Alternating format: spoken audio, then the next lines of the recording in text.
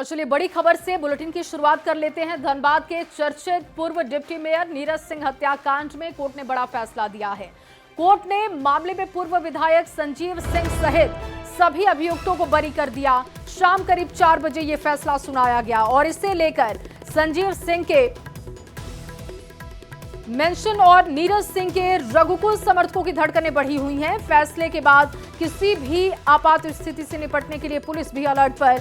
कुछ दिन पहले ही संजीव सिंह को सुप्रीम कोर्ट से मामले में जमानत भी मिली थी और नीरज सिंह हत्याकांड में 8 साल 5 महीने 5 दिन के बाद आए फैसले से सिंह मेंशन समर्थकों में जश्न का माहौल दिखा। बता दें आपको कि 21 मार्च 2017 की शाम सराय ढेला थाना क्षेत्र में पूर्व डिप्टी मेयर नीरज सिंह के साथ 3 और लोगों की हत्या की गई थी, जिसमें आरोप संजीव सिंह पर लगा था।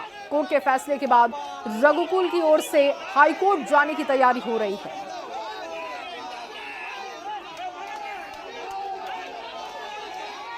सारे लोगों को बाइज्जत बरी किया गया। ये ऐतिहासिक फैसला था। साबित हो गया कि संजीव सिंह और अन्य लोगों को एक कहानी बनाकर झूठा कहानी, झूठे गवाह, झूठे दस्तावेज तैयार करके 8 साल रखा गया। ये 8 साल का मुआवजा भी हम लोग लेंगे, ये हम लोग छोड़ने ले जाए। जो कीमती समय उन्होंने अपना जीवन का 8 साल दिया आरोपियों ने। न्यायालय पर भरोसा था और जीत हुआ है और अननेसेसरी 8 साल रहे हैं और कुछ नहीं कहना है। न्यायालय पर विश्वास था, सारे बरी हो गए। आगे हाईकोर्ट जाएंगे। ये जो फैसला है, फैसला से हम खुश नहीं है। फैसला बिल्कुल बेबुनियाद है, लेकिन न्यायालय का फैसला इसको सर्वोपरि है, ये मान्य है। लेकिन इसके खिलाफ फाइल करने का, इसके अगेंस्ट में जाने का मेरा हक है, जिसको मैं यूटिलाइज करूंगा और आगे हाईकोर्ट जाऊंगा। हाईकोर्ट में फिर अति शीघ्र में इनके खिलाफ वापस से फाइल करूंगा। संजीव सिंह बीमार थे तो उसे एम्बुलेंस में आज कोर्ट में सशरीर उपस्थित करवाया गया और जब वह बरी हुए तो जिस एम्बुलेंस से वह आए थे उसी एम्बुलेंस से उन्हें यहाँ से रवाना कर दिया गया। अब इसे लेकर जो नीरज सिंह के भाई अभिषेक सिंह हैं, उनका कहना है कि कोर्ट ने जो फैसला सुनाया है उनका सम्मान करते हैं, लेकिन वह इसे लेकर अब हाई कोर्ट में भी अपील करेंगे। वहीं इस मामले में बचाव पक्ष के वकील ने कहा कि लोअर केस में हत्या जैसे मामले में कभी भी किसी को बरी नहीं किया जा सकता था, लेकिन इस मामले में कोर्ट ने सभी तरीके से सुनवाई और साक्ष्य को देखने के बाद सभी को बरी कर दिया गया है, जो कि एक ऐतिहासिक फैसला है। और उन्होंने कहा कि 8 साल जो कि संजीव सिंह के बहुमूल्य समय थे, उन्हें निर्दोष होने के बाद भी जेल में रहना पड़ा, तो इसे लेकर वह आगे की रणनीति के तहत कुछ जो है तो काम करेंगे। संजय गुप्ता, न्यूज़ 18 धनबाद। और वहीं इस मामले में बीजेपी प्रदेश अध्यक्ष बाबूलाल मरांडी ने कहा कि कोर्ट का फैसला स्वागत योग्य है। बयान सुनवाते हैं। स्वागत करना चाहिए और उन्होंने समय पर जो अच्छे फैसला दिया, मैं समझता हूँ, क्योंकि जिस प्रकार से संजीव सिंह और 9 का जो नाम आए थे और उसे लगता था कि देर भले हो लेकिन न्याय निश्चित रूप से संजीव को मिलेगा। और अब बात गैंगस्टर मयंक सिंह की होगी। कुख्यात गैंगस्टर मयंक सिंह अगले 6 दिनों तक झारखंड एटीएस की रिमांड पर है। अब एटीएस पूछताछ के जरिए उसके हर एक नेटवर्क का खुलासा करने की कोशिश करेगी।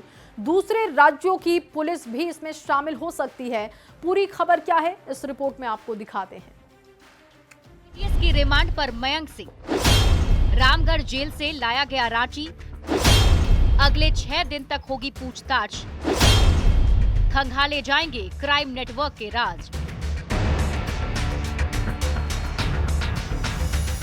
अजरबैजान से प्रत्यर्पण कर झारखंड लाए गए कुख्यात गैंगस्टर मयंक सिंह उर्फ सुनील मीणा कड़ी सुरक्षा के बीच रामगढ़ जेल से रांची लाया गया।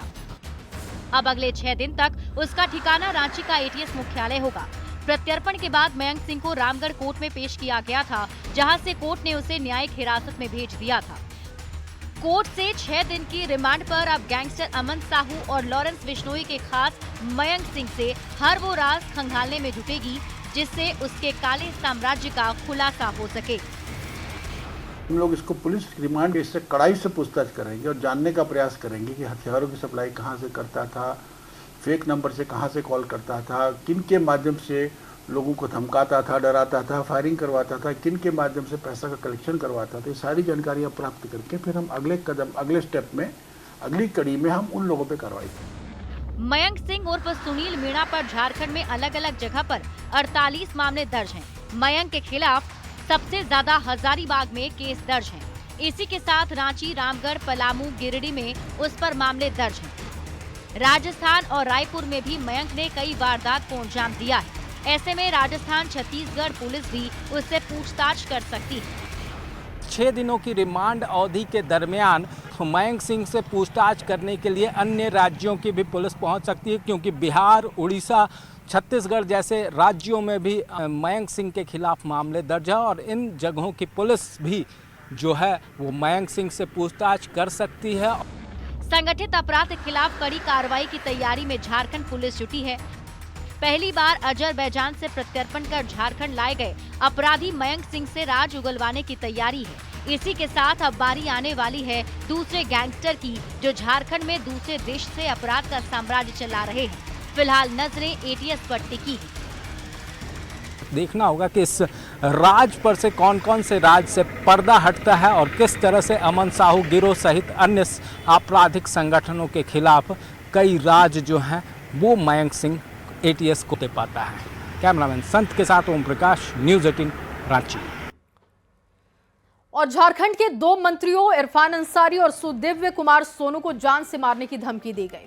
गिरिडीह के युवक की ओर से 24 घंटे में उड़ाने की धमकी का वीडियो वायरल होने के बाद पुलिस अलर्ट पर है। मंत्रियों ने धमकी के बाद भी नहीं डरते हुए जनहित में काम करने का दावा किया है। ये पूरी खबर क्या है, इस पर अपडेट क्या है, आपको इस रिपोर्ट में दिखाते हैं। झारखंड के 2 मंत्रियों को धमकी। इरफान अंसारी, सुदिव्य सोनू को धमकी। 24 घंटे के भीतर उड़ाने की धमकी। 24 घंटा के अंदर उसको उड़ाना है। किसको उड़ाना है? इरफान अंसारी और सुदीप कुमार सोनू। गहरी साजिश या सनसनी फैलाना मकसद।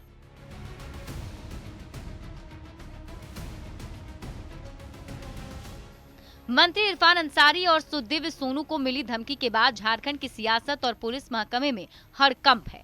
धमकी देने का आरोप गिरिडीह के अंकित कुमार मिश्रा पर लगा है, जिसने 24 घंटे के भीतर दोनों मंत्रियों को उड़ा देने की धमकी दी। पूरा मामला धर्म परिवर्तन का दबाव और जमीन से जुड़ा बताया जा रहा है।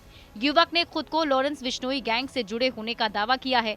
जान से मारने की धमकी मिलने के बाद स्वास्थ्य मंत्री इरफान अंसारी ने 2 टूक कहा कि वे ऐसी धमकी से डरने वाले नहीं हैं और अपना काम लगातार जारी रखेंगे। इस तरह की धमकी से मैं डरने वाला नहीं हूँ, मैं विचलित होने वाला नहीं हूँ।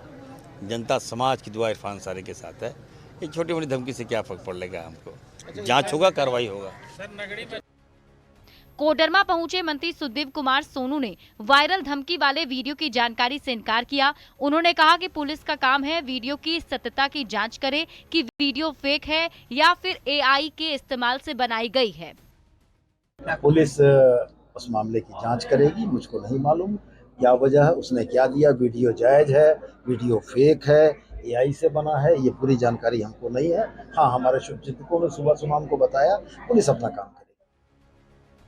सोशल मीडिया के दौर में नाम कमाने का सबसे अच्छा माध्यम है किसी बड़ी हस्ती को धमकी दे देना।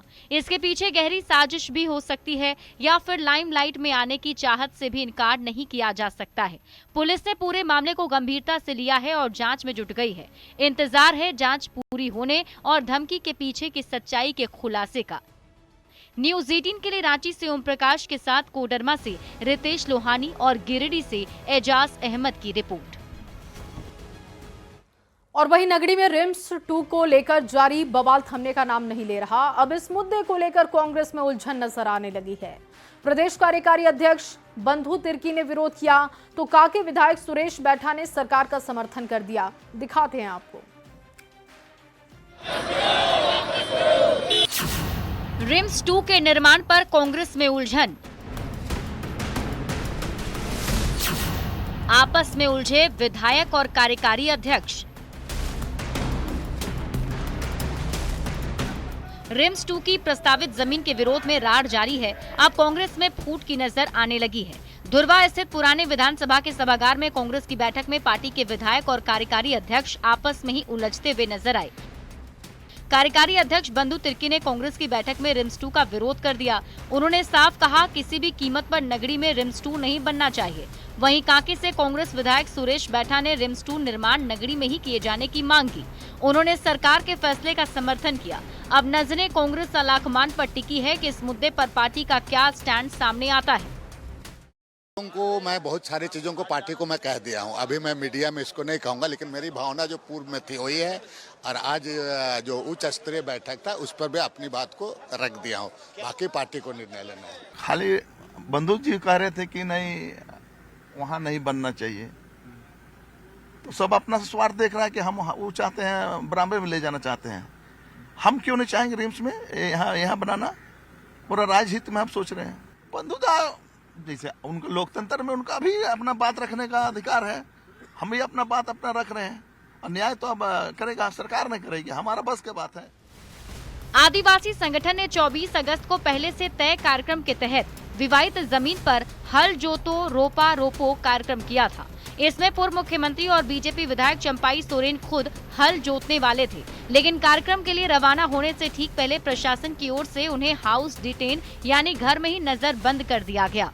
साथ ही प्रशासन की ओर से रिम्स 2 की तरफ जाने वाली सड़क पर जगह जगह बैरिकेडिंग भी कर दी गई थी, लेकिन आंदोलन के आगे किसी की एक न चली और रिम्स 2 की प्रस्तावित जमीन पर पहुंचकर हल जोतो रोपा रोपो आंदोलन किया गया। एक तरफ सत्ता पक्ष की ओर से बीजेपी पर रिम्स 2 का निर्माण रोकने और विकास विरोधी होने का आरोप लगाया जा रहा है, तो दूसरी तरफ बीजेपी का कहना है कि वो विकास की पक्षधर है, लेकिन किसानों की जमीन को बर्बाद करने की कोशिश जनहित के लिए सही नहीं है। विधानसभा पूरक मानसून सत्र में नगरी का मुद्दा जोर शोर से उठा। बीजेपी राज्य सरकार पर हमलावर दिखी। ऐसे में नहीं लगता कि नगरी का मुद्दा आसानी से सुलझ सकता है। न्यूज़ 18 के लिए रांची से गौरव झा की रिपोर्ट। और वहीं सियासत से दूर सीएम हेमंत सोरेन की अलग तस्वीर देखने को मिली है। सीएम का एक वीडियो सोशल मीडिया पर वायरल हो रहा है, जिसमें वो अपनी भांजी के साथ मस्ती करते हुए दिखे। भांजी के साथ हल्के फुल्के मूड में सीएम हेमंत का ये वीडियो लोगों को खूब पसंद आ रहा है। ये देखिए तस्वीर आपके सामने है। सीएम हेमंत सोरेन का मस्ती भरा वीडियो ये वायरल हो रहा है, जहां वो अपने भांजी के साथ खेलते हुए देखे गए और ये वीडियो अब लोग काफी पसंद कर रहे हैं। और सियासत से दूर नेताओं का मूड कैसा होता है, उनका जीवन कैसा होता है, एक आम जीवन जैसा आप और हम जीते हैं, कुछ ऐसा ही होता है, लेकिन सियासत में उसको बहुत ही अलग अंदाज में देखा जा सकता है। लेकिन ये देखिए बच्चे के साथ कैसे बच्चे बनते हुए दिखाई दे रहे हैं हेमंत सोरेन।